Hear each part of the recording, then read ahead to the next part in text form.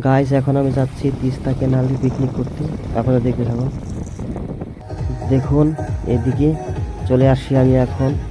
এদিকটাতে লোক ওরকম এখনো হয় নাই, লোক কম দেখা যাচ্ছে। এখন বাজে ঘুরতে 3:30।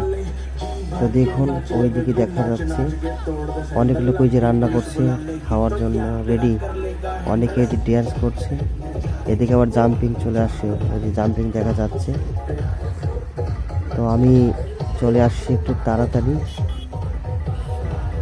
ওইদিকে আমার আবার একটু তাড়া আছে।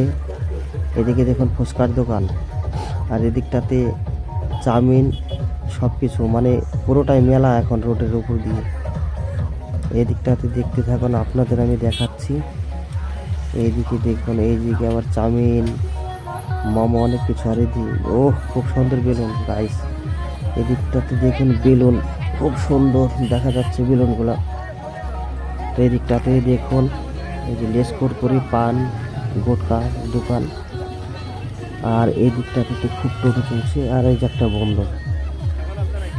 এইদিকে দেখুন চাউমিন, এদিকে কোল্ড ড্রিঙ্ক হবে এগুলা, ও বাচ্চাদের পেপসি খাওয়ার জিনিস।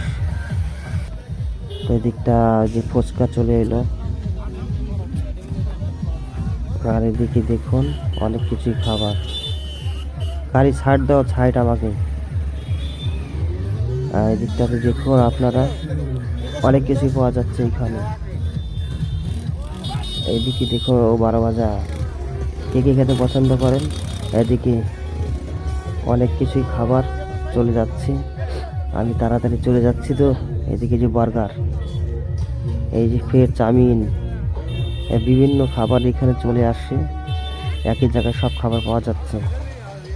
আর এদিকে এই যে কাকা, এই কাকার সবচেয়ে পেয়ারা মাখা, যাকে বলে আমরা বাংলা ভাষায় গয়া মাখা, খেতে খুব ভালো। আর এদিকে ফুচকার দোকান, এই যে কাকা চপ ভাজছে, ধনিয়া পাতার চপ। এখান থেকে তো সব কিছুই দেখা যায়। এদিকে পাঁপড়, থাল পাঁপড়।